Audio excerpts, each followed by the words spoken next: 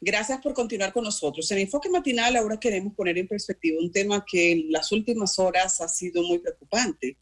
Estamos hablando de las muertes por alcohol adulterado, pero a eso queremos agregar también las mezclas que hay ahora. La gente tratando de enfrentar el coronavirus, pues ha tenido mucha innovación, mucha puede pasar la prueba, pero otra tanto puede caer en intoxicaciones. Así que vamos a invitar a Jesús Boadas. Jesús es médico especialista en toxicología clínica, una especialidad que entonces viene al dedo con este tema. Buenos días, Jesús.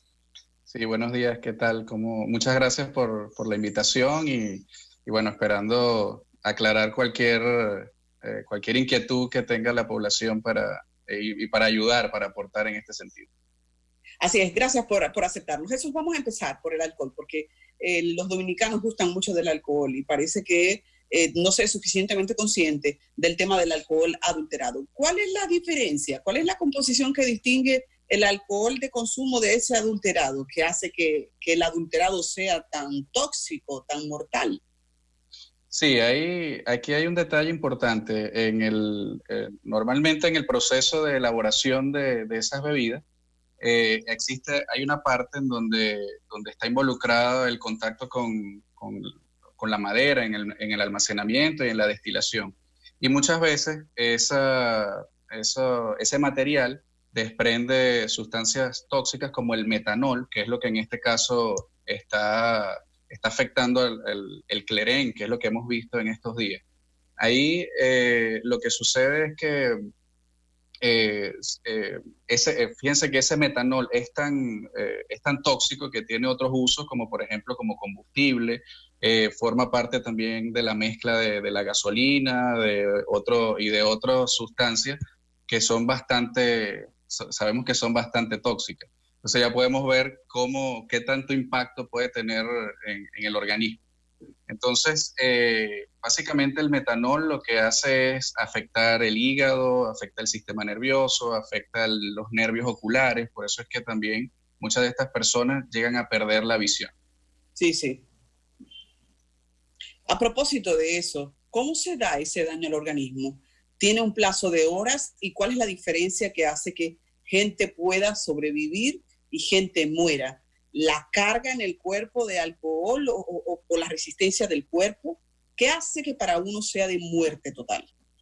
Sí, ahí lo que sucede al principio, cuando la persona ingiere la bebida que está contaminada, por cierto, esa contaminación se produce si no se observan, si no se mantienen las medidas de calidad.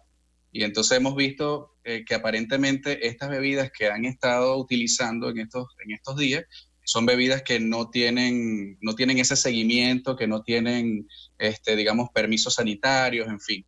Entonces son de elaboración artesanal, casera, y por supuesto no siguen pues todas esas medidas necesarias para evitar la contaminación. Entonces, lo que sucede con el metanol en este caso es que al llegar al hígado, como casi todos los químicos que nosotros ingerimos, al llegar al hígado, eso pasa por un proceso de metabolismo. Y en ese proceso se generan algunas sustancias que son todavía más tóxicas que el mismo metanol, y eso es lo que produce el daño. Entonces, por eso es que muchas veces no se ve el daño de inmediato, sino que pasa un tiempo, unas horas, mientras eso se metaboliza, y entonces se empiezan a producir todos esos elementos más tóxicos, y eso empieza progresivamente a hacer daño. Al principio, el cuerpo metaboliza eso convirtiéndolo en un veneno. ¿Qué exactamente. ¿Qué reacción química hay en el cuerpo? Sí. Ya el metanol es suficientemente tóxico, ¿no? Pero cuando pasa por el hígado, el hígado hace unas modificaciones químicas en su estructura y lo convierte en otros productos como el formaldehído y el ácido fórmico, que son todavía mucho más tóxicos y son los que principalmente causan el efecto a nivel de los nervios ópticos y causan ese problema de ceguera.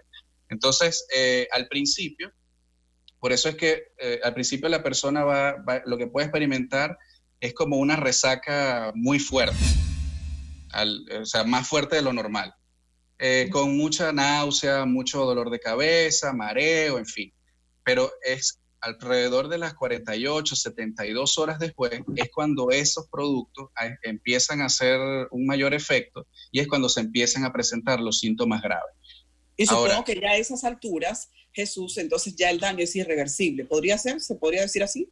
No, se puede revertir, pero siempre y cuando se tomen las medidas correctas, tanto del punto de vista de la persona como del punto de vista médico, en donde pues lamentablemente aquí en el país no existe un centro, ni siquiera una unidad dentro de un hospital que esté especializada en el tratamiento de intoxicación.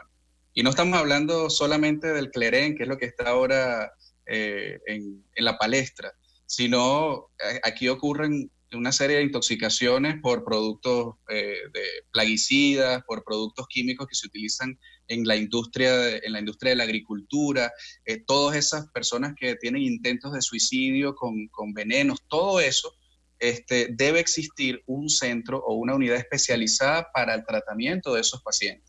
Entonces, a eso me refiero. La persona debe acudir a un sitio, no solamente el daño que genera el tóxico, sino también lo preparado que esté la persona y el personal médico que lo atiende para poder enfrentar ese evento. Entonces, retomando un poquito la respuesta a la pregunta que me habías hecho,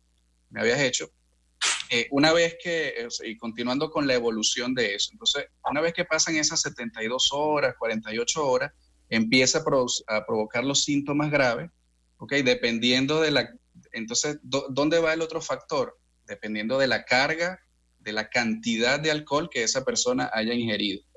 Entonces, puede ser que haya tomado pocas cantidades, pero durante muchos días. Entonces, ese efecto se va acumulando y al final termina en un desenlace bastante grave o fatal. O la otra opción es si la persona tomó una o dos veces nada más, pero en grandes cantidades, eso también va a generar una gran cantidad de metabolitos, de productos más nocivos, que terminan entonces también produciendo desenlaces graves, pues como lo que hemos visto en los últimos días. Ahora hay tantas circunstancias parecidas que sería interesante compartir con la gente. ¿Qué puede hacer cualquiera que ve a un intoxicado? ¿Cuáles pueden ser los primeros auxilios mientras se llega a un centro de salud?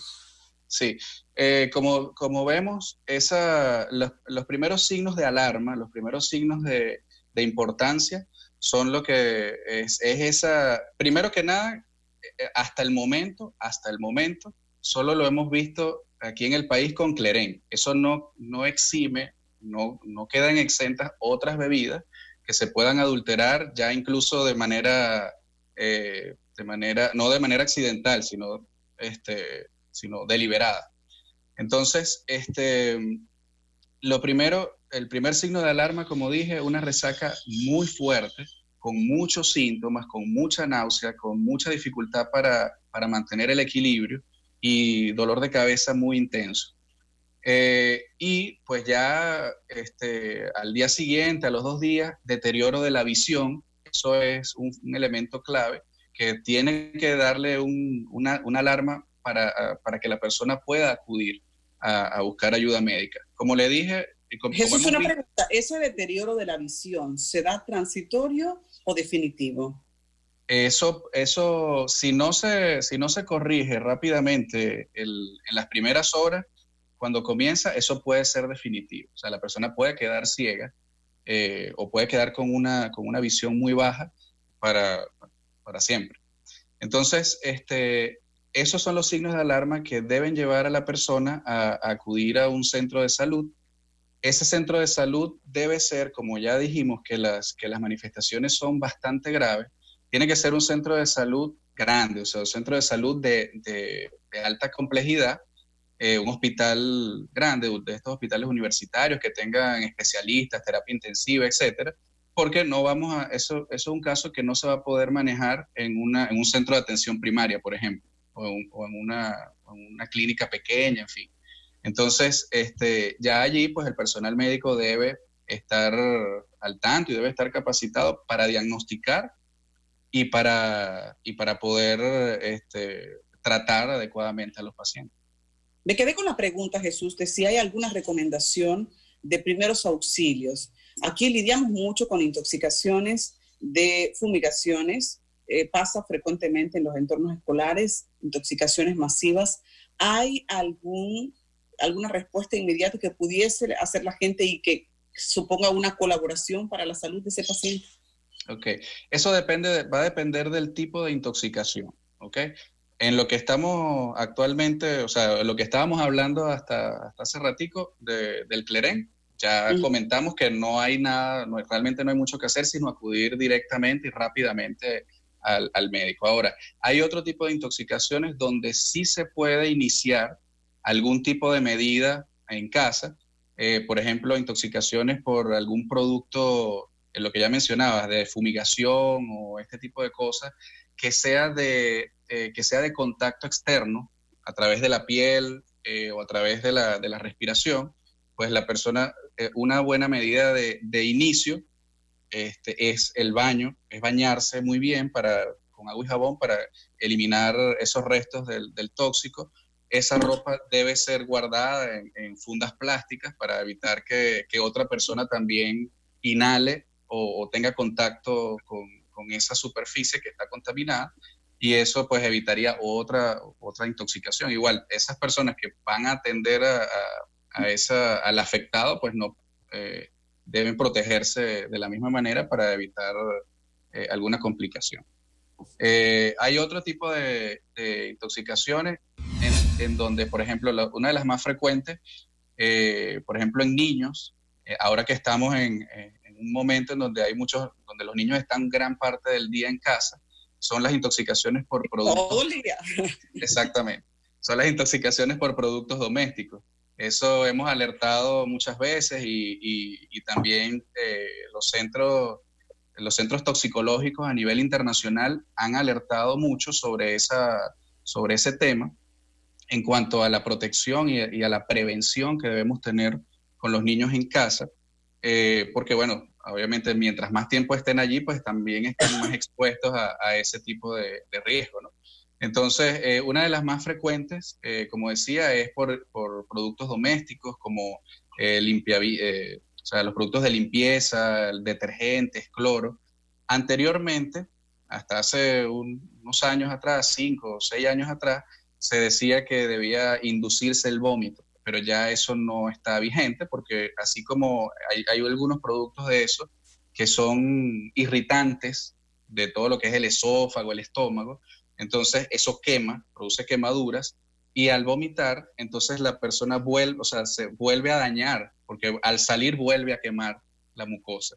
Entonces ahí sí, no se puede inducir el vómito ni nada, sino igual, ya en ese caso sí hay que salir rápidamente con el niño, con el afectado, a un centro de salud para que pueda ser atendido. No puedo dejar de preguntarte, Jesús, porque sí, durante mucho tiempo se ha manejado de calle que un intoxicado es bueno que beba leche. No, eso es un mito. Eso es un mito. Ni leche ni clara de huevo, tampoco. O sea, esos son dos elementos que no alteran en nada el curso de la intoxicación. Al contrario, lo que hace es perder tiempo, un tiempo en el que se puede llevar a la persona a buscar ayuda, pues entonces lo perdemos sacando una clara de huevo o buscando leche para que la tome. Otra de las cosas, y aprovechando también el tema de la cuarentena, y que ahora tenemos tanto interés en mantener las superficies limpias, es el tema también que muchas personas se están afectando con problemas respiratorios, producto de la combinación de algunos productos de limpieza, como el cloro. Hay algunos que son letales. ¿Qué combinaciones no podríamos hacer nunca porque terminan en intoxicaciones o tienen ese gran riesgo? Sí, por ejemplo, el cloro no se puede combinar con otro desinfectante o con otro producto, sobre todo aquellos que contienen hipoclorito, que contienen soda cáustica, nada de eso. ¿Okay? No se puede, el cloro no se puede usar en combinación con otro, porque eso genera una serie de gases que van a ser muy nocivos en la vía respiratoria. Entonces, y también en las manos, donde haga contacto. Y bueno, mucho más si hay salpicaduras en los ojos. Eh, entonces, hay que estar muy pendiente con eso. Aparte de hacer la limpieza, pues hay que tener la precaución de mantener las áreas ventiladas, porque para que ese olor y esa sustancia pues pueda dispersarse y no se quede concentrada en un solo sitio, de manera que sea más seguro su utilización. Tenemos que usarlo porque, bueno, estamos en medio tenemos que usarlo con más frecuencia porque estamos en medio de una situación que nos afecta y que bueno, sabemos que es una medida preventiva. Y una pregunta, a propósito del cloro, que la gente lo utiliza mucho, inclusive para desinfectar alimentos, ¿hay algún buen sustituto con el que se puede evitar el cloro y sus riesgos para la desinfección de alimentos y superficies? ¿Otro producto accesible? Sí, el vinagre también. ¿Prefieres recomendar?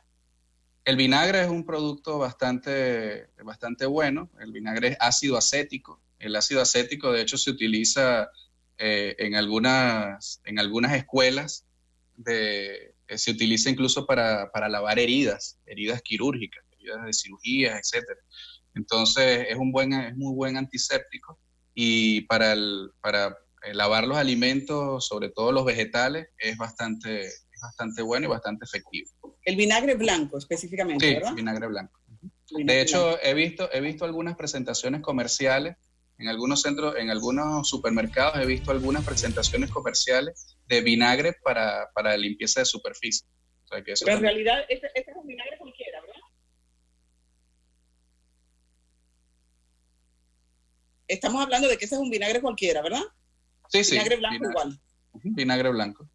Bien, pues te queremos agradecer por haber aceptado nuestra invitación, Jesús. Gracias por estos consejos que son muy oportunos. Aquí le pedimos a Jesús Boadas, médico especialista en toxicología clínica. Buenos días.